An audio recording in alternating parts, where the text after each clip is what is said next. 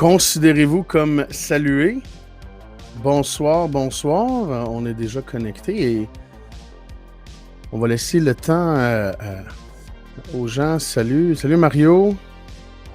En feu, vous constatez déjà que je suis seul. Marc manque à l'appel. Non pas sans raison et sans explication. The show must go on.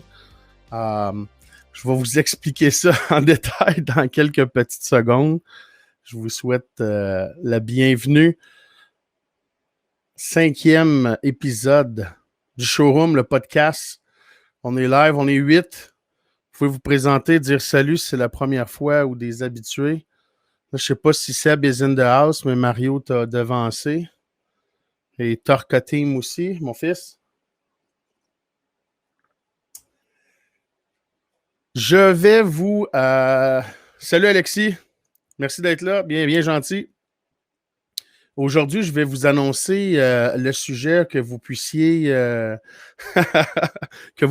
vous préparer pour le chat. Et puis, Michel, parler 2 fois plus souvent, je ne le sais pas. Peut-être ça va être 2 fois plus court. Ça va revenir du pareil au même. Ça va dépendre des interactions. Mais donc, on va parler d'intrapreneurship. Puis on a souvent le réflexe à penser au niveau des vendeurs dans les concessionnaires, mais il y a d'autres postes aussi. Donc, on va avoir ce point de départ-là, parler un peu de peut-être de ce qui devrait être ou ce qui va être dans les concessionnaires. On va faire le tour aussi de quelques petites nouvelles d'actualité. Salut Vincent, 2e épisode pour ma part. Écoute, rendu à 21-22. Si tu es encore là, c'est bon signe. Je pense que c'est là que se crée l'habitude. On va essayer d'être pertinent parce que d'habitude, moi, je suis comme le Danny Turcotte, probablement le clown de service, puis c'est Marc qui est le sérieux. Blague à part, Marc, on prépare le podcast, on fait le live à chaque semaine. C'est la 5e épisode. Et puis, la façon de fonctionnement, on a chacun nos business, les enfants, les chiens, puis les réalités, nos clients. Et puis, on a un document commun où est-ce qu'on va juste mettre, par exemple, des liens d'actualité que, par exemple, que Marc veut parler, moi aussi. On s'entend un peu sur le sujet. OK, on va parler entrepreneurship. Puis là, on a des fois 2-3 idées. On va mettre ça un peu un draft comme un bullet point. Et puis, souvent, on va se reparler le mardi. Donc, ce soir à 20h, puis on prépare un peu le setup, s'assurer qu'il n'y ait pas trop de troubles techniques. Salut, Carl. Merci bien. J'espère que... Est-ce que le son est bon, pas trop fort? La lumière n'est pas pire. En attendant, je ne sais pas c'est quoi le message. Quel est STD? Parler un français qu'on est en espagnol. Blague à part, donc, Marc communique avec moi tout à l'heure, il n'y a pas plus d'une demi-heure. Il m'a dit, écoute, je file pas, je suis malade. Il m'avait texté un peu plus tôt dans la journée qu'il faisait de la température. Je ne sais pas s'il va aller passer le test de la COVID, mais écoute, complètement brûlé. Et puis, là, au début, il dit, je vais être là pareil, on le fera peut-être un peu plus court ou... Donc, jusqu'à la dernière minute, on pensait bien qu'il allait être là parce que c'est lui qui fait la mise en onde, c'est lui qui utilise le logiciel. Donc, moi, c'est live pour la première fois. Donc, Toka, tout excellent. Merci. Le son est parfait. En attendant, quel est le département dans un concessionnaire le plus rentable? J'aime ça. La barbe un peu longue, mais cette rajeunit. Ouais, de plus en plus blanche aussi. Salut mon ami Carl, on parlait de business, d'entrepreneur, ça va être bon ce soir. Donc, avec Marc, c'est lui qui avait tout le setup de Restream. De mon côté, je suis en train de travailler avec un autre logiciel que je suis en train d'apprendre. Et puis là, il me dit, on va dire, admettons à 8 heures, hey, tu veux-tu le faire tout seul? The show must go on.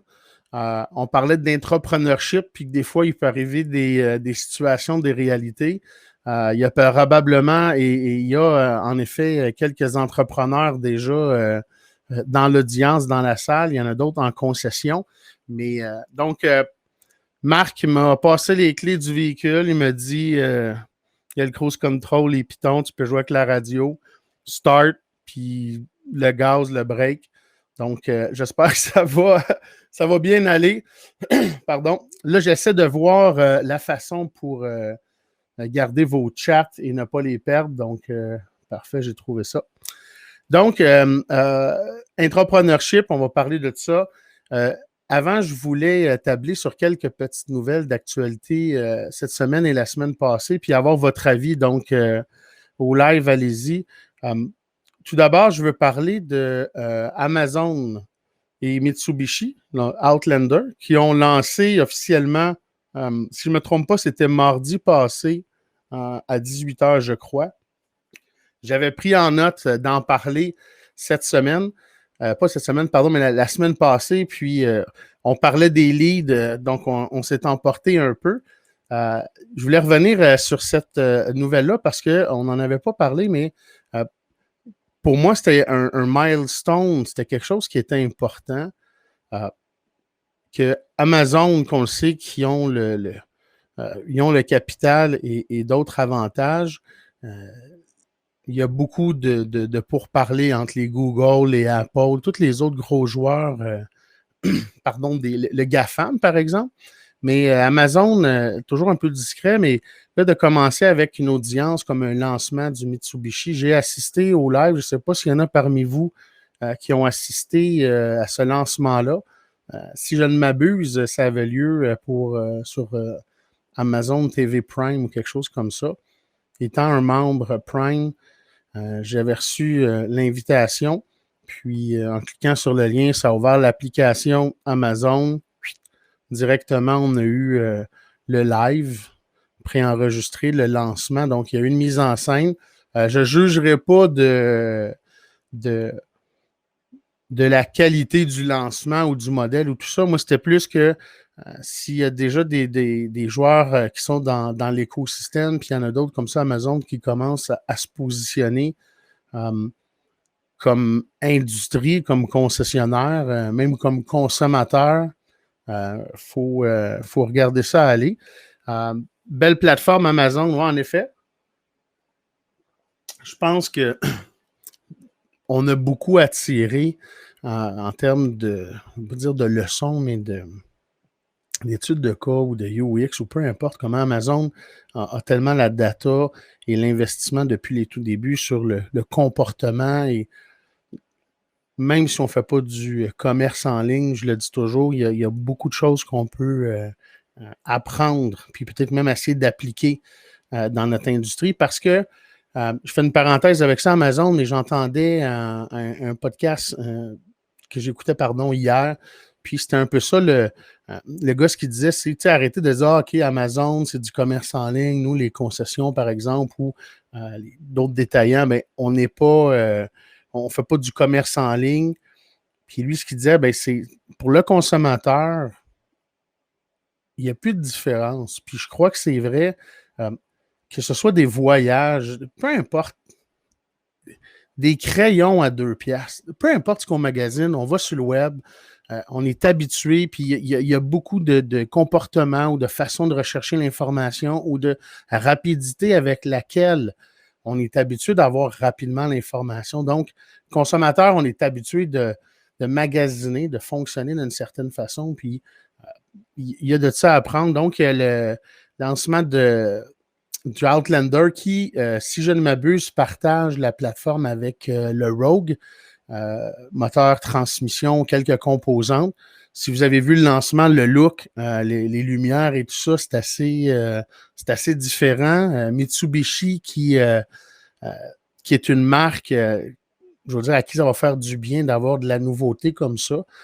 Bien content pour le réseau de concessionnaires. Des fois, il y a des véhicules forts comme des Lancer qu'on ne peut plus se nourrir ou détailler, d'avoir des nouveaux modèles. Carline, on va le prendre. On va le prendre. On veut que toutes les compagnies se portent bien. C'est bon pour la compétition.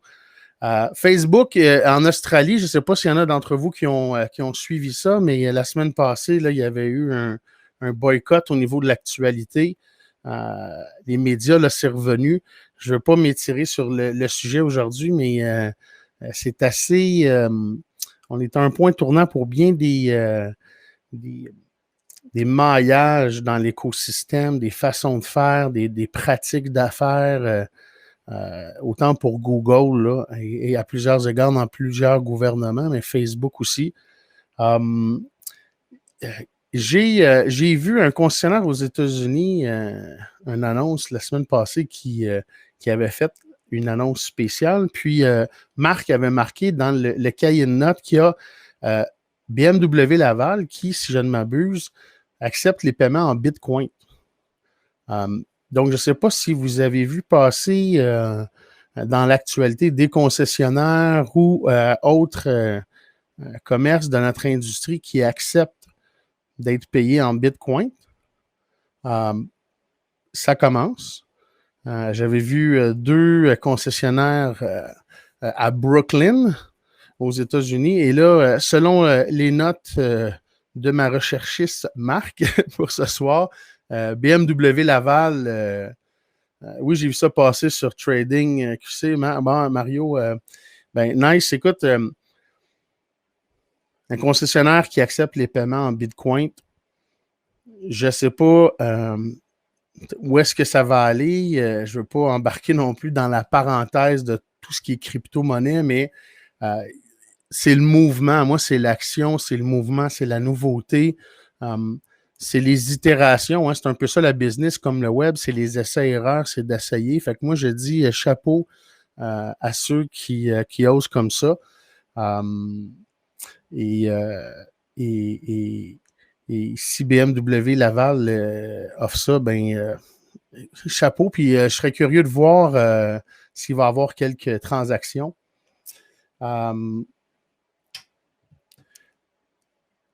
Commande de Tesla Cybertruck qui commence au Canada entre 51 000 et 92 000, encore là, selon les notes de Marc. Et j'en parle juste 2 secondes parce que j'ai vu passer un post de Marc qui dit qu'il va s'arranger pour avoir un Tesla Truck gratuit ou quelque chose comme ça. Fait que on y en reparlera la semaine prochaine, mais je serais bien curieux de voir ce qu'il y en est. Carl qui dit c'est peut-être plus important qu'on pense le Bitcoin. Pas impossible, je ne suis pas assez un spécialiste, mais quand je regarde tout ce qui est crypto-monnaie puis les valorisations, et là, tu sais, qu'il y a Elon Musk ou qu'il y a de plus en plus de gros noms qui commencent à se connecter d'une certaine façon à cette crypto-monnaie-là. Je pense que ça vaut la peine d'analyser ça puis de regarder ça. Ouais, ben c'est ça, Mario, comme tu dis. Pas moi qui va accepter cette monnaie-là, tu sais, comme concessionnaire, c'est volatile. C'est pour ça que, tu sais, je dis, les concessionnaires qui disent j'accepte le Bitcoin, tu as combien de clients qui vont vouloir le faire? Tu sais, si tu en as un, puis là, si tu es propriétaire, c'est parce que tu acceptes la game de jouer avec la crypto-monnaie, mais probablement, c'est que ça va faire, comme là, on en parle, parler beaucoup pour peut-être moins de réelles transactions comme on le pense. Il y a Acrobob là, qui pose bien des questions. Je les vois passer. On va y revenir tantôt. Il y a une couple de questions qui sont d'autres sujets, mais je les prends en note. Lexus qui sort une IS à 472 chevaux avec un V8. Why not? Kia, j'ai vu passer ça aujourd'hui. J'ai pris le lien. Je n'ai pas eu la chance d'aller l'explorer encore, mais je vais le faire, puis on en reparlera la semaine prochaine. J'ai vu le Kia Salon de l'auto virtuel et .ca, donc je vais aller voir de ce que j'ai cru comprendre rapidement. Puis si jamais il y a de mes amis chez Kia qui sont présents, vous pourrez me le confirmer, mais ça semble être une initiative de Kia Canada, c'est pas sur un site.com. Donc, bien hâte d'aller voir ça, Salon de l'auto virtuel. Ça aussi, hein, on n'a pas eu le privilège d'avoir les salons de l'auto en personne, de voir l'évolution. C'est certain que et l'industrie et les consommateurs vont vouloir revenir à des salons de l'auto, à de l'événementiel, mais est-ce que les constructeurs, les manufacturiers vont être aussi enclins et désireux de revenir dans des salons de l'auto physique avec les coûts que ça peut représenter quand, par exemple, une marque peut faire un live ou un studio, un setup, le tourner en quelques langues s'il y a un modèle qui est lancé sur quelques continents, puis faire un lancement à grande échelle, faire un événement grandiose pour combien en pourcentage des coûts versus couvrir, je ne sais pas, il y a combien de salons de l'auto partout dans le monde, mais les frais qui sont par rapport à ça. Merci, Carl. Donc, fin du petit survol d'actualité que je voulais faire. Je veux rentrer dans le vif du sujet, l'intrapreneurship, parce qu'on parlait d'entrepreneurship, justement, moi puis Marc. Et là, tu sais, il y a Carl Boyer, Carl Bisaillon, j'ai vu Michel, Mario, Alexis, il y a plein d'entrepreneurs qui sont à l'écoute. Il y en a beaucoup de ceux-là, à part mon ami Carl Bisaillon qui invente des machines agricoles puis qui a des brevets en passant. Hey, je fais cette parenthèse-là, on parle d'entrepreneurship. C'était pas prévu, mais j'ai vu que tu es là. Carl Bisaillon, mon bon chum, que je ne vois plus assez souvent, malheureusement à cause de la COVID, mais puis on reste à 17 secondes, façon de parler. Lui, c'est un entrepreneur, il fait des machines, je vais résumer ça, il invente des machines agricoles, des récolteuses, des multirangs, automotrices, peu importe. C'est un entrepreneur qui a appris, puis il m'envoie un beau snapshot, il n'y a pas longtemps, brevet. Puis là, il me lance la blague, je vais pouvoir dire que je suis un inventeur, mais je veux juste te lever le chapeau. Tous les Québécois et entrepreneurs, entrepreneureux, chapeau. Carl aussi. Donc, entrepreneur, ce que j'allais dire aussi, c'est que j'ai vu beaucoup de bons personnels dans des concessionnaires qui ont sorti des concessions, qui sont allés vers des providers, des fournisseurs ou des OEM ou qui sont partis en business ou qui ont créé des business. Il y a beaucoup de bons intrapreneurs, donc des gens qui ont des caractéristiques pour moi d'un entrepreneur, mais qui des fois vont le faire à l'intérieur d'une entreprise. On le voit souvent à l'intérieur d'une organisation, d'un concessionnaire, des intrapreneurs, que ce soit des vendeurs, que ce soit FNI, que ce soit aviseur technique, même mécanicien, tous les postes. Donc, il y a beaucoup d'entrepreneurs, on a beaucoup de grandes personnalités puis de gens qui ont de la vision dans les concessionnaires. Qu'est-ce qui différencie un intrapreneur d'un bon employé? Bonne question. Puis on peut peut-être aller avec ça puis avoir votre définition.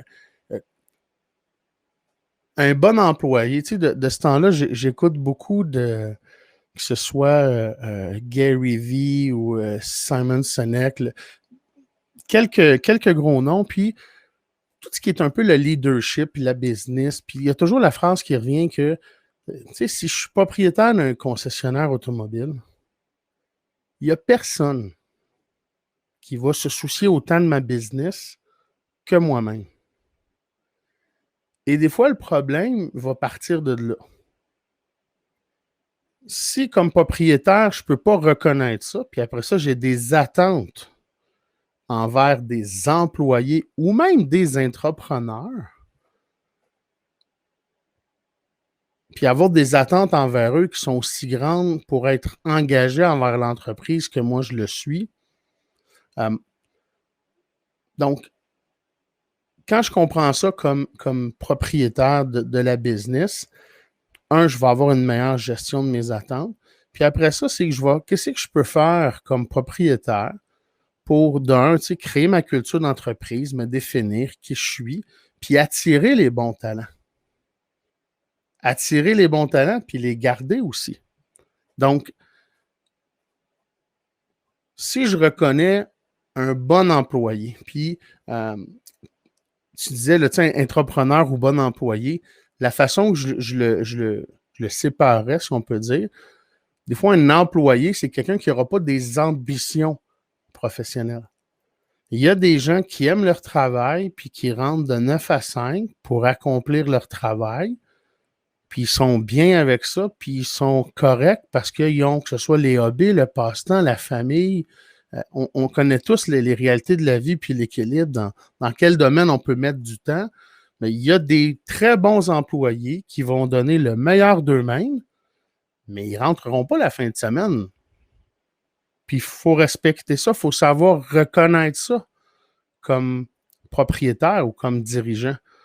Puis à l'inverse, quand j'ai des entrepreneurs, ben, c'est des gens qui comprennent un peu l'essence d'être en business ou aspirent un jour à être en business et ont des aspirations, des objectifs. Puis si je ne reconnais pas ça, ben, je peux les brûler ou les perdre. Les brûler dans le sens que je ne veux pas leur donner un bon environnement pour s'épanouir. Ils vont aller ailleurs. Lire rapidement vos commentaires. Un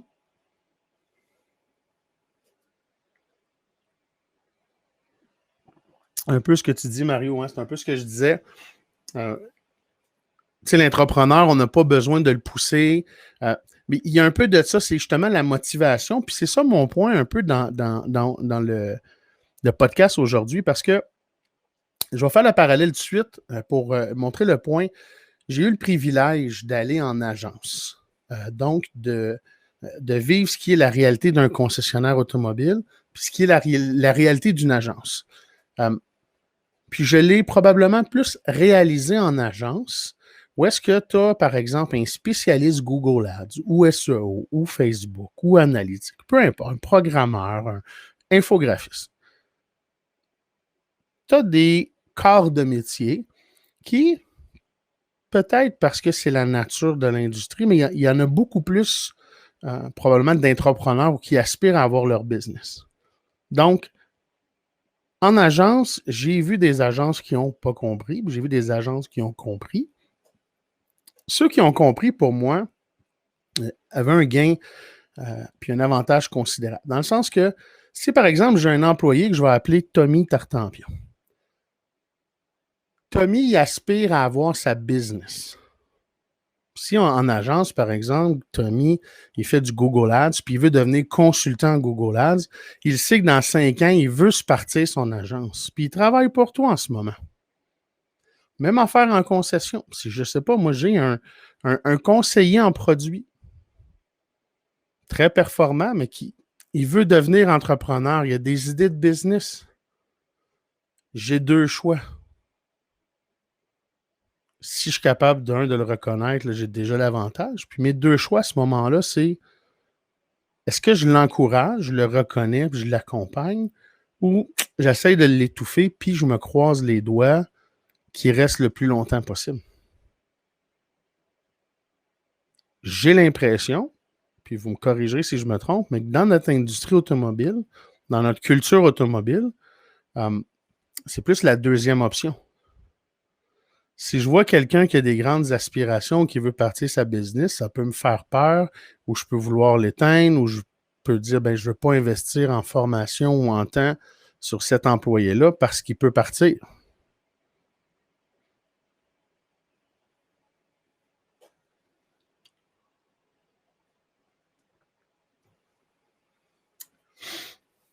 Michel, ouais, un peu de concessionnaires ont cette culture car les propriétaires n'ont jamais travaillé au sein d'une grande entreprise. Malheureusement, ils entretiennent souvent une culture paternaliste. Oui, ça fait, je crois, partie de notre histoire, de notre culture. Puis, la raison pour laquelle on a le podcast ce soir puis le live, c'est de parler de ça parce que je crois qu'il peut y avoir un propriétaire qui va écouter ça aujourd'hui puis dire, hey, crème, ça fait du sens ou, hey, j'ai pas le choix.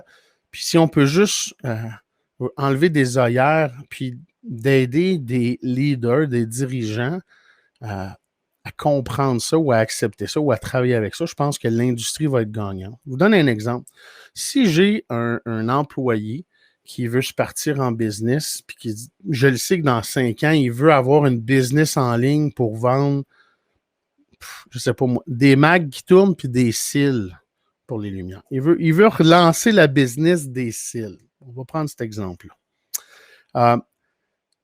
Si je sais qu'il veut faire ça, ce que moi je prône, puis vous me direz si vous êtes d'accord, mais c'est d'avoir la rencontre avec l'individu, avec mon employé, puis de dire, écoute, je reconnais ça, tu as toutes ces aspirations-là, oui, on en parle, puis je veux pas que tu aies peur de m'en parler, parce que c'est fini le temps dans notre culture, et je crois malheureusement, ou heureusement, qu'on va rentrer dans une shop, puis faire 35 ans là pour avoir le fonds de pension. De faire toute notre vie dans la même organisation, ma génération, puis un peu plus les autres qui suivent aussi, on explore, on n'est pas attaché, on va s'écouter un peu plus, nos convictions. Fait qu'il y a dans les changements de génération puis de culture, l'espèce de moule de on rentre à une place puis on fait toute notre vie là. Ça, peut-être que ça faisait en sorte que le boss, la seule affaire qu'il avait à gérer, c'était qu'il n'y avait pas de grève, probablement que le syndicat, puis que le fonds de pension, puis que la business roule bien. Il n'y avait pas à gérer les employés. Parce qu'il ne devait pas avoir trop de relations. J'exclus toujours des exceptions, mais en général.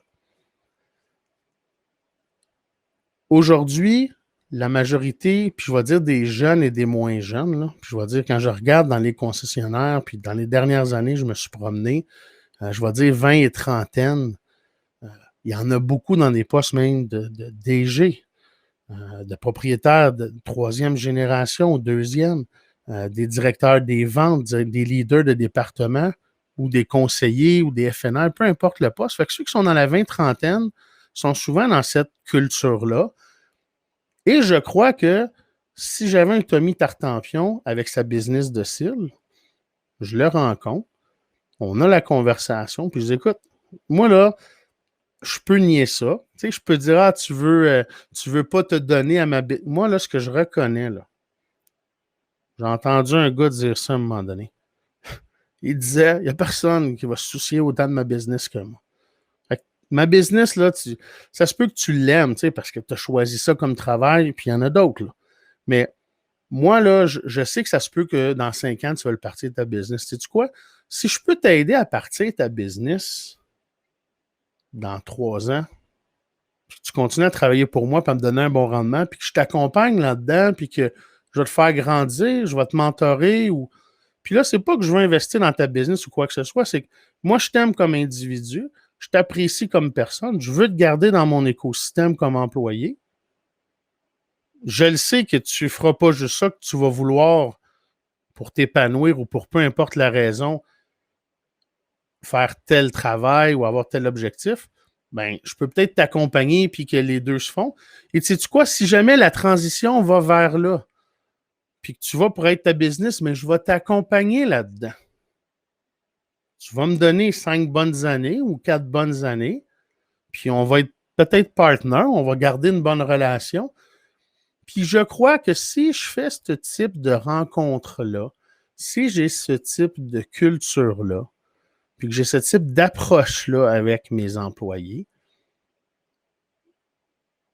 ils vont s'exprimer beaucoup plus. Je vais avoir beaucoup plus le pouls de ma business. Par le fait même, je vais avoir pas plus le contrôle, mais peut-être le contrôle sur ma business, ce qui se passe, pouvoir réagir. Je suis convaincu que l'ensemble de ces individus-là, et s'il y en a beaucoup des entrepreneurs, qui vont se sentir, wow, man, je suis à ma place, puis mon boss, il m'aide, il va me permettre de grandir puis d'accomplir mes rêves. J'ai aucune raison de chercher à aller ailleurs, puis écoute, je vais me donner. Je ne crois pas que c'est ce qui se passe actuellement dans plusieurs industries, mais comme je vous disais, au niveau des agences, on le voit un peu plus, mais au niveau automobile, il y a beaucoup moins, je crois, de cette ouverture-là. Souvent, ce qu'on va faire, on va les promouvoir. Un bon vendeur qui, des fois, a des aspirations, c'était peut-être pour faire une business, on va le promouvoir comme directeur des ventes. Puis il est excellent comme conseiller, mais il n'est pas outillé pour être directeur des ventes. Je n'ai pas donné de formation, d'encadrement, gérer une équipe, gérer des meetings, peu importe, etc. Donc, petite pause pour la gorgée d'eau.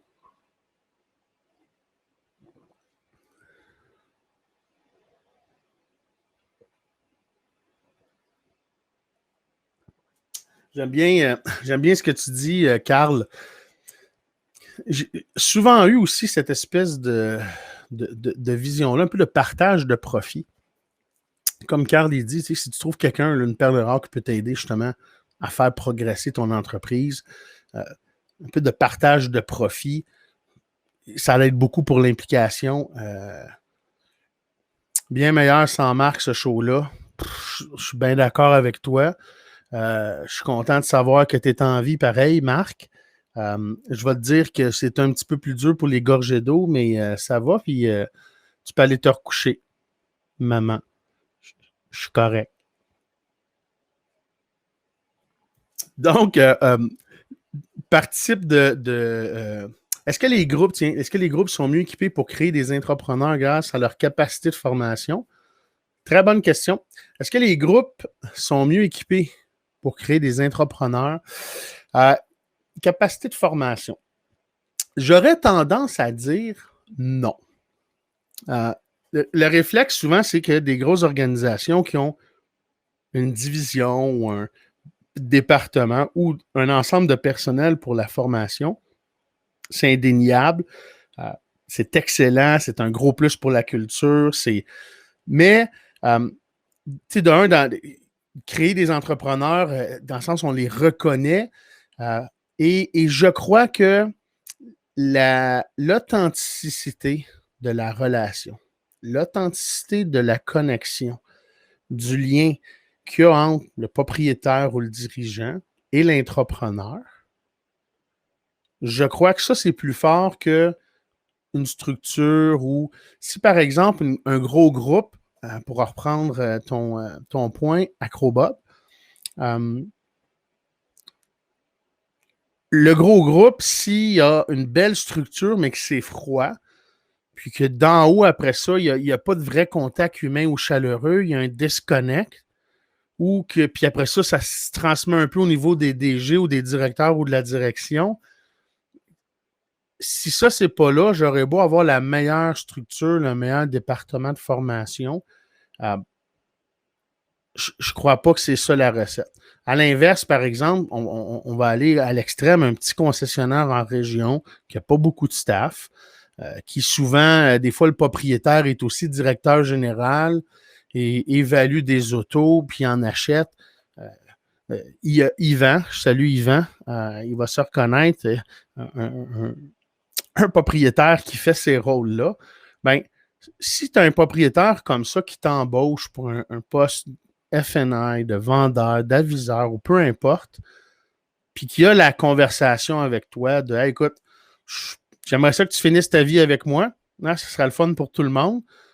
En moyenne, c'est plus ça aujourd'hui. Fait que si t'es pour de passage 1 an, 3 ans, 5 ans, 10 ans, 15 ans, peut-être que ton passage va durer 20 ans, on se le souhaite, puis tu vas prendre ta retraite avec nous, mais pour la durée de ton passage, moi, mon rôle, c'est pas de te retenir puis d'essayer de te garder, puis des fois, avec la carotte, un petit peu plus de salaire pour compenser que tu es malheureuse. Je veux que ça se passe bien. Je veux savoir c'est quoi tes rêves, tes aspirations. Si jamais tu as de l'ambition puis que tu es un entrepreneur, je veux le savoir parce que je ne veux pas éteindre ça. Parce que je ne sais pas, moi, peut-être que je dis n'importe quoi. Je ne sais pas, c'est une FNI que j'engage ou un FNI. On va essayer de faire attention à ça. C'est un FNI que j'engage. Et puis, il est très bon infographiste. Puis, moi ça, à un moment donné, créer des gros designs. Il y a un rêve de faire du design de bijoux. Mais qu'est-ce qu'il dit que lui, dans ses temps libres, il ne peut pas faire de la création artistique qui peut bénéficier à la concession? Tu sais, imaginez à un moment donné aussi, j'ai 25-30 employés. Puis, tiens, j'ai cette parenthèse-là. J'étais avec un concessionnaire aujourd'hui en formation. Il y a un membre de la direction et il y a un employé. Et l'employé qui a un rôle X on a une conversation sur le marketing et l'employé dit, ben ouais, moi, j'ai déjà fait ça, ou je connais ça. Et là, les yeux du dirigeant, ça a été, all right, tant mieux. Mais comme là, de reconnaître ça, puis elle va encourager ça. Oui, t'aimes ça faire ça, ou t'aimes ça faire de la création, ou t'aimes ça jouer avec les sites web, ou on va encourager ça. Si je peux aller reconnaître 5, 6, 10, 12 talents comme ça dans mon équipe, peu importe c'est quoi, je suis convaincu que ça peut aider la concession pour son branding overall, pour avoir du contenu à partager sur les médias sociaux, pour avoir une vraie esprit d'équipe, des vraies valeurs, une vraie vision qui va être partagée par l'équipe, puis que les clients vont rentrer, vont le ressentir. On se souhaite cela.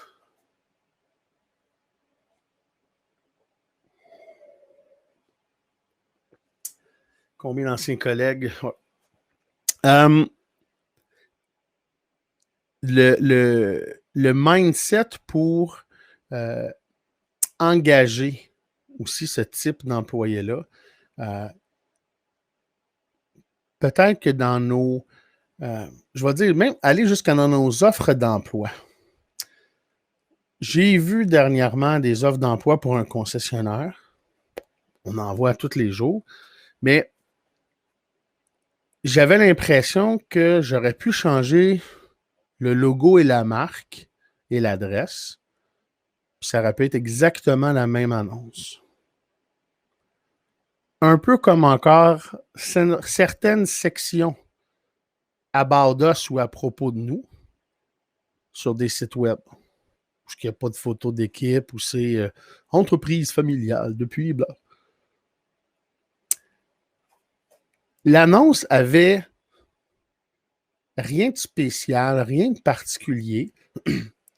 Puis c'est un peu ça qui m'a comme dérangé. Parce que là, j'ai dit, premièrement, si tu veux attirer du talent, si tu veux attirer une bonne attitude, mets ces caractéristiques-là dans ton annonce. Parce que là, on dit, on a permis de conduire valide. Expérience, un atout. Capable, on est quasiment rendu des fois capable de conduire manuel, un atout. Déjà connaît un atout. On sait qu'on va embaucher des greens, par exemple, dans un poste parce que j'ai fait beaucoup d'annonces, il y a une pénurie de main-d'œuvre. Pourquoi je ne penserais pas out of the box? Quel type de profil je peux engager? On a l'exemple, par exemple, un vendeur. On a toujours le même profil ou à peu près de vendeur. Et il y a des fois des concessionnaires qui vont avoir un autre type de profil pour agent de BDC ou un autre type de profil pour responsable des leads web. Donc, si par exemple, je dis, écoute, un vendeur, il faut que ce soit quelqu'un qui va être présent sur les médias sociaux. On parle d'entrepreneur, comme un agent immobilier. On le dit depuis toujours dans l'industrie, les vendeurs devraient se brander comme les agents immobiliers, pourquoi pas, mais je crois que si je mets des offres d'emploi et que je recherche un type de profil ou des caractéristiques, que ce soit, écoute, parce que là, aujourd'hui, d'avoir quelqu'un qui va attendre le walk-in, on oublie ça. Fait que ça me prend quelqu'un qui est à l'aise avec les médias sociaux parce que les leads, ils viennent, je ne veux pas dire des médias sociaux, mais ils viennent de canaux de communication de plus en plus avec lesquels on est habitué de communiquer dans les médias sociaux. Des messengers, des chats, des textos. Les leads courriels, il y en a qui ont des statistiques où est-ce qu'il y a une augmentation des leads courriels. Il y a eu tant mieux, mais il y en a d'autres aussi des fois qui vont voir, mais écoute, j'ai une diminution du nombre de leads courriels. Parce que j'ai de plus en plus de gens qui vont soit téléphoner ou qui vont utiliser le Messenger de Facebook que j'ai installé sur mon site ou le Messenger de Facebook parce que j'ai mis mon inventaire d'occasion sur le Marketplace Ou comme on s'amusait avec un concessionnaire aujourd'hui pour Google My Business, activer encore là un nouveau Messenger, une nouvelle messagerie. Fait que là, quand j'ai sur mon Google My Business en mobile, le consommateur peut me texter. Donc, j'ai beaucoup, beaucoup de canaux de communication qui sont, on va dire, comme les médias sociaux. Fait que si je veux chercher un type de représentant qui n'est pas trop à l'aise avec les médias sociaux, mais qui connaît les véhicules, je ne sais pas si c'est la bonne recette aujourd'hui. Les consommateurs magazines, ils connaissent énormément. Ils ont fait leurs recherches. De plus en plus, les marques vont nous donner accès à toute l'information, presque d'acheter en ligne et de choisir la concession. Qu'est-ce qui fait qu'un concessionnaire va vendre le véhicule versus un autre? Pourquoi ce ne serait pas le staff, le représentant? On a commencé à le vivre. Il y a dans un concessionnaire, un de mes clients, ça a commencé il y a quelques mois, puis là, ça grandit. Un représentant qui a eu le conseil de faire sortir des Google Reviews avec ton nom dedans. Conseil que j'y avais donné, demande indirectement ou puis idéalement, si le consommateur peut dire ben, je remercie Dominique Tartampion pour l'excellent service pour m'avoir vendu le véhicule de marque X modèle. C'est toujours excellent, ça. Il a commencé à faire sortir son nom. Qu'est-ce qui a commencé à arriver? Ben, des gens qui magasinaient, qui étaient dans le processus, qui devaient avoir été, on le sait, là, avec Google, il y a 1000 points de contact qui ont été sur le site du manufacturier, des marketplaces, des protégez-vous, des réseaux sociaux, YouTube, les vidéos, etc. Quand il arrive dans mon écosystème de voir est-ce que je vais faire affaire avec ce concessionnaire-là, il lit mes reviews, puis là, il voit un nom qui revient toujours de conseiller. Il y a des gens qui rentrent dans la concession, puis ils disent « Bonjour, je vais faire affaire avec un tel.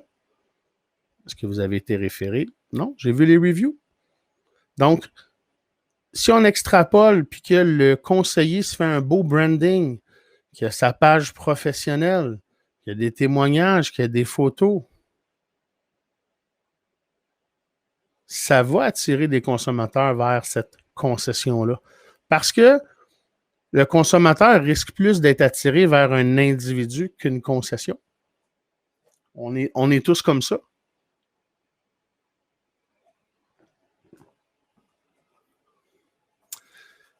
Mario, quand j'engage, je regarde les abonnés sur Facebook, Instagram. J'ai un de mes chums avec aucune expérience en vente, mais grâce à son Instagram et Facebook, vendait 10 véhicules par mois. Il n'a pas trippé l'automobile, il retournait à l'école. C'est l'école, c'est correct. Mais oui, c'est ça. Et souvent, ceux qui... Tu sais, je ne dis pas de prendre des influenceurs puis d'aller en ce sens-là, mais souvent, c'est qu'encore là, l'influenceur, les médias sociaux, c'est des intrapreneurs. Le point commun est là. C'est quelqu'un qui a un certain désir de personal branding.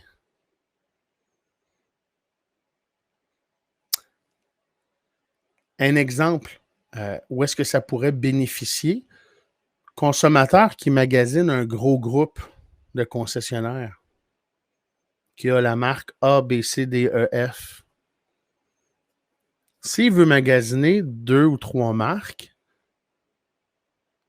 il va faire affaire avec 3 organisations différentes, même si c'est à l'intérieur d'un même groupe. Il va vivre 3 expériences avec probablement 3 vendeurs, 3 directeurs, 3 desks. Il y a des groupes qui font ça, mais je pense que c'est pas assez nombreux.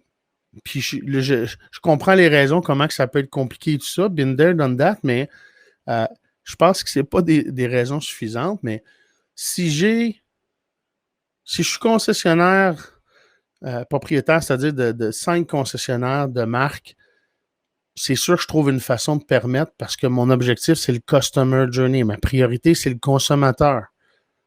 Je vais bâtir ma business, mon modèle d'affaires pour le consommateur, non pas pour moi. On l'a toujours fait, get them in. Mais là, le consommateur, s'il rentre dans le concessionnaire A, puis qui a un bon fit, qui a un bon clic avec mon représentant, mais qui va aller voir les deux autres marques. Imaginez si mon représentant peut dire, pas de problème, je peux vous les présenter. Moi, là, un ou l'autre, ça ne dérange pas. C'est vous qui êtes important, c'est votre expérience. Ça, c'est un des avantages de faire affaire dans notre groupe. Puis là, j'entends déjà dire, oui, mais ils ne sont pas experts dans toutes les marques et tous les produits. Est-ce que tous les conseillers sont experts dans leurs produits? Pour moi, un conseiller expert dans son produit, c'est un assez grand connaisseur dans les produits de la compétition. Si j'ai une marque japonaise qui est comparée avec souvent deux marques japonaises ou coréennes ou américaines ou luxueuses, j'ai toujours un 2 ou 3 compétiteurs majeurs. C'est un devoir, c'est une responsabilité pour moi comme conseiller, comme intrapreneur, de connaître la compétition. J'aurai assez d'informations pour pouvoir servir le client. Puis si le client qui a une belle expérience avec moi, de toute façon, ça arrive très souvent que les clients connaissent plus que les représentants. Non pas parce que nos représentants ne sont pas assez compétents, mais des fois, les clients, ça fait 3 mois qu'ils magasinent ça. Et il a étudié les 72 articles. Donc, le client, ce qu'il veut, ce n'est pas nécessairement une connaissance absolue du produit. Oui, ça peut être ça dans certains cas. Mais si je suis un professionnel qui est là pour répondre à tes besoins, puis que je pouvais te présenter la marque 2 et 3, là, un instant, je vais aller vous les chercher. Ou on va faire les essais routiers. Vous voulez essayer les deux modèles, on va aller les essayer à votre travail ou à votre domicile. Si on avait le customer journey, si on avait le consommateur, peut-être qu'on ferait des choses comme ça. Peut-être qu'il y a des entrepreneurs comme ça. Parce que j'en ai vu dans plusieurs groupes. J'en ai vu ce qu'on appelait des têtes fortes qui voulaient faire ça, puis qui ont été écrasés parce que ça bousculait les normes ou les conventions. C'est pas dans nos habitudes.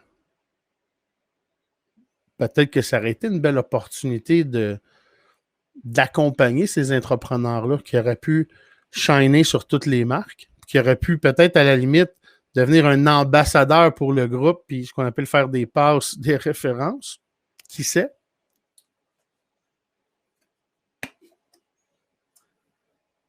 Comme tu dis, Mario, en effet, ça devrait être comme ça dans les groupes, mais pour avoir été dans des groupes, je sais que politiquement, des fois, c'est très compliqué. Mais je vais avoir votre avis au niveau de intrapreneurs, puis pas juste les vendeurs. Pensez-vous qu'on devrait en avoir plus ou les reconnaître? Par exemple, les aviseurs techniques, les conseillers techniques, ou même les mécaniciens. Souvent, c'est eux qui ont la clientèle la plus fidèle. Pourquoi je ne ferais pas un personal branding avec mon aviseur? Hey, j'ai Alain, ça fait 15 ans, 20 ans qu'il est ici, Alain. Monsieur Tartampion, il ne viendra pas faire son rendez-vous, son changement d'huile, si ce n'est pas Alain qui est là. Parce que c'est avec lui. Il y a une relation. Il faudrait que j'encourage ça. Même chose, des fois, des mécaniciens qui ont une forte personnalité. Il y a des concessionnaires qui ont commencé à faire des postes hybrides. Il y a des concessionnaires qui avaient des mécaniciens et un processus depuis, admettons, 1 an ou 2, où est-ce que les mécaniciens pouvaient faire une courte vidéo, par exemple, du système de freinage ou regarder, il y a ça ici, faire des recommandations pour des entretiens. Puis là, tu as des techniciens, des mécaniciens qui sont à l'aise. Il n'y a pas meilleur aviseur qu'un mécanicien. Pourquoi, si j'avais un mécanicien qui serait un intrapreneur, je ne pourrais pas faire. Ça se peut que mes autres, ce soit des employés là, qui viennent de 7 à 5. C'est correct. Mais si j'ai un intrapreneur qui dit hey, moi, j'aimerais ça servir les clients, faire de quoi d'hybride, why not? Pourquoi pas l'essayer? Si ça plaît à un type de clientèle que c'est Marc qui est le technicien, qui est le spécialiste, puis il dit hey, regarde, je regarde ça, là, puis il faudrait changer ça, puis ça. Ça, t'es dû. On est habitué quand on allait dans les garages de fond de cours, le propriétaire, c'était le mécanicien. Puis là, il disait, regarde ça, là, il s'est fendu, là, ça, et si tu ne le changes pas là, je te le change la prochaine fois. Il nous faisait de la vente. C'était pas de la vente. On était content, on était satisfait, on voyait. Puis là, des fois, dans notre industrie, ben, tu as le conseiller technique, puis tu as le véhicule qui est dans le shop là-bas, puis mon technicien me dit qu'il a écrit sur la feuille qu'il faudrait faire ça. Crème, si j'ai un entrepreneur comme ça, pourquoi je ne favoriserais pas sa croissance puis son épanouissement?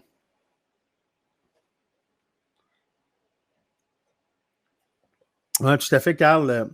Quand on sort des habitudes puis on essaie de se démarquer, c'est là qu'on peut se démarquer, c'est-à-dire de la compétition. De toute façon, je crois que l'industrie automobile, on est à une croisée des chemins. On n'a pas besoin d'en reparler. On le vit depuis plus d'1 an. Les manufacturiers sont en train de changer beaucoup aussi, de tiers 1 au tiers 3 direct. Il y en a qui sont en train d'éliminer le tiers 2, les intermédiaires. Le client va pouvoir acheter directement, prendre possession. Il y a beaucoup de transformations, mais je crois qu'il n'est pas trop tard encore pour des concessionnaires de prendre le temps de, OK, c'est quoi mon why, c'est quoi mon brand, c'est quoi l'expérience que je veux faire vivre, puis de mettre en place les processus pour les faire vivre à l'intérieur de l'entreprise, puis en faire la promotion aussi à l'extérieur de l'entreprise.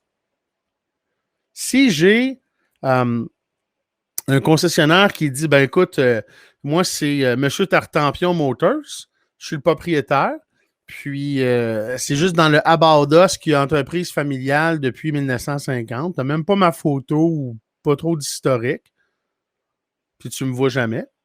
Versus si il y a une vidéo sur ma page d'accueil qui est bonjour, mon nom est M. Tartampion, je suis propriétaire, merci de votre visite, blablabla. Bla, bla. Merci d'être de votre visite sur notre site Internet, l'opportunité que vous nous donnez de mériter votre clientèle. On a mis en place le plus d'informations, facilement accès. Peu importe c'est quoi, d'accueillir. Puis qu'après ça, si je vais dans la concession, ben, si c'est par exemple le propriétaire ou le directeur général ou un membre de l'équipe de direction, puis qu'après ça, le consommateur va en concession, puis reconnaît les personnes ou la personne qui était dans la vidéo sur la page d'accueil, ça fait partie de l'expérience.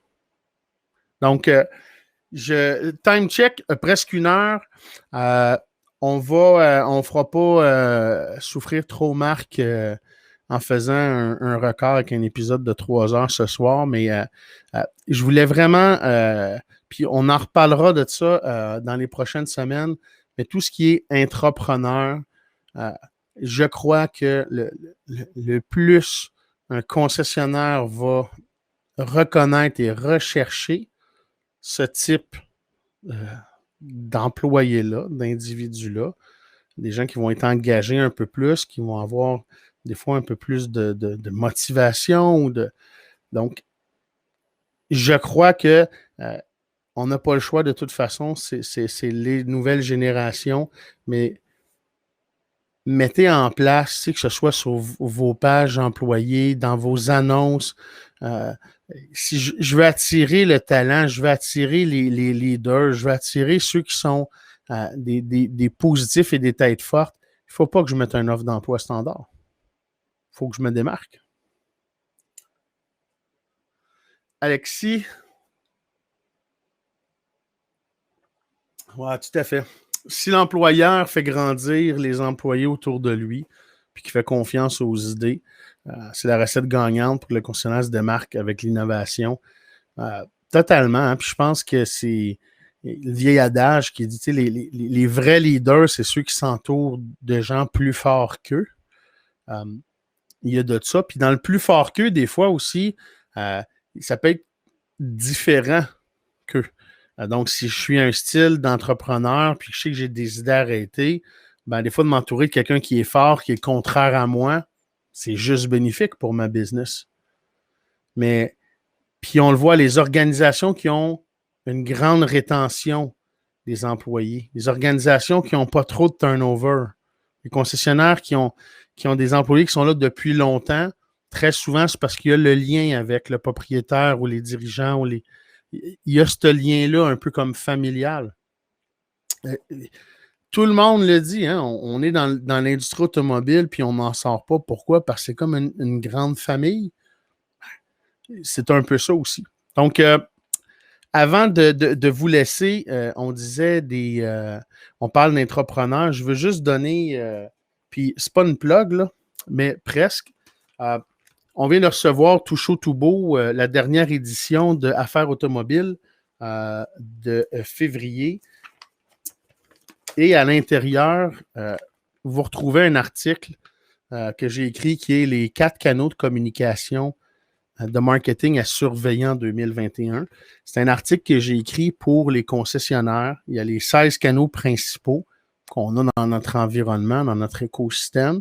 Puis il y en a 4 que je mentionne de surveiller un peu plus. Puis, il y en a quelques-uns de ceux-là aussi qui sont très applicables, si je peux dire, aux intrapreneurs. Le premier, Facebook Ads. D'avoir une page Facebook puis de faire de la pub avec, versus avoir juste la page de dealer, de concessionnaire et de faire de la pub avec. Facebook fait des belles choses avec ça. On peut bâtir une petite communauté, d'avoir une page professionnelle, d'être engagé, d'avoir du contenu. Donc, Facebook, pour les... Puis là, si on parle, par exemple, d'entrepreneurs de conseillers aux ventes, tout ce qui est le marketing électronique, dans le sens les emails, même souvent à la hauteur de la concession, c'est quelque chose qu'on néglige ou qu'on ne fait pas assez bien. Mais des fois, même juste comme intrapreneur, comme conseiller, bon vieux Rolodex, les fêtes et les anniversaires. Fait que, oui, d'avoir des systèmes automatisés pour des communications avec mes clients, mais si c'est possible, puis créer un podcast comme on fait là. Je pourrais avoir un mécanicien puis un vendeur qui font un podcast pour un concessionnaire, puis qui partagent l'information, des trucs, les entretiens, ou qui vont se taper des donuts sur une piste sécurisée, ou whatever, c'est quoi. Mais il y a de quoi à faire avec le marketing électronique, avec notre base de données, avec nos clients. De plus en plus, c'est la data, c'est mon audience, puis de courir versus l'acquisition pour tous les autres canaux. Quand on a une bonne base de clients, c'est peut-être là à commencer à prioriser. Dernière chose que je pourrais dire, l'avant-dernière chose, c'est-à-dire pour les conseillers, les Google Reviews, comme on parlait. Si vous voulez partir votre business, votre brand rapidement, pas d'investissement, faites sortir votre nom dans les Google Reviews. Je vous le dis, faites le test. Prenez la date, là, faites le test, commencez à faire ça. Vous attendez 1, 2 ou 3 mois, que ça commence à avoir une traction. Il y a un processus en place pour faire sortir toujours le vote, faire sortir le bon vote à la concession au moment live. Puis vous allez faire des ventes juste avec ça. Fait que si après ça, j'ai mon personal branding sur les médias sociaux, j'ai une page, je suis impliqué, un petit peu de publicité, bien, quand les gens vont magasiner puis ils arrivent à choisir le concessionnaire ou le ou la conseiller de plus en plus, bien, ils vont regarder c'est quoi ta présence sur les médias sociaux, ton brand, ils vont analyser ça puis ils vont décider de faire affaire ou pas avec toi. Donc, médias sociaux, puis en terminant, le canal de communication, à ne pas oublier, on oublie trop souvent, les bird dogs, les référencements. D'avoir en place, que ce soit électronique, ludique ou pas, que ce soit en laissant des billets de 100 $ à la livraison, en disant voici 500 $, ça c'est 5 références, ou d'avoir un programme d'entreprise, peu importe c'est quoi, de le faire vivre. C'est ça qui est le plus important. Puis de ne pas être gêné quand je veux demander des références ou hey, y a-tu quelqu'un dans ton entourage qui magasine, puis le bouche à oreille. C'est un art qui se perd aussi. On dirait que tout est du consommable, du fast-food. Puis là, que par habitude, les conseillers, ben, on va vendre le véhicule. On va peut-être le faire relancer dans une vente privée dans 2 ans et demi, 3 ans sur 4. Je ne m'en occupe pas d'ici là, puis je fais juste me concentrer sur le nouveau qui rentre. Puis on parle souvent que les concessionnaires n'utilisent pas assez leur base de données comme audience pour commencer à aller chercher des ventes puis à travailler. On est toujours en acquisition. Même chose pour les conseillers. Si je travaille ma base de clients, je peux avoir à l'intérieur même de de mon concessionnaire, je peux dire, écoute, moi, j'ai mes clients, je vais en prendre soin. J'aimerais ça avoir une séquence. Tu sais, je ne sais pas, moi, j'utilise ActiveX, par exemple, dans mon CRM, je veux que tu me mettes une séquence programmée. Je veux tel type d'interaction ou de communication ou telle fréquence avec mes clients. Il n'y a rien qui empêche un conseiller de faire ça. Des fois, c'est le patron qui empêche de faire ça. On va terminer sur ça pour ce soir. Merci à ceux qui ont été là et qui ont participé. Marc, j'espère que tu te portes bien. Et comme tu peux voir, le showroom, il y a le show puis il y a le room. Quand on a juste un des deux, ça fait le room show ou quelque chose comme ça. Mais on se revoit la semaine prochaine. Prends soin de toi, Marc. Et puis, pour tous les autres, on va faire des petits snippets. On va faire la promotion. Si vous aimez le contenu, vous aimez l'interaction, agir en live, partagez avec nous. On va faire grossir la communauté. D'avoir vos idées d'actualité aussi ou de sujet ou de contenu. On est toujours très ouvert à ça. Puis c'est toujours bien agréable quand on échange avec vous hors ligne. Sur ce, on va essayer de trouver le bouton pour la finale. Et avant d'appuyer dessus, je vous souhaite une très belle semaine. Peu importe dans l'organisation dans laquelle vous êtes, manufacturier, provider, fournisseur ou concessionnaire. Acrobob, merci Room. C'est Marc Le Show, je le savais, je l'avais dit. Puis, je vous souhaite de la belle business, mais surtout de vous amuser. D'avoir du fun entre vous autres dans l'intérieur de votre organisation. Tout le monde est anxieux, tout le monde est stressé, tout le monde est à bout. Le Canadien en a perdu 2-3. Je ne sais plus comme en début de saison. Ayez du plaisir, communiquez. Soyez ouverts aux autres qui veulent grandir. Puis peu importe votre poste, aidez-les à grandir. Même si on n'est pas des boss, ça fait de nous des bons humains. Je vous souhaite une très belle semaine. On se revoit mardi prochain, 20h30. Même heure, même poste. Si Marc le peut, considérez-vous comme salué. Ciao.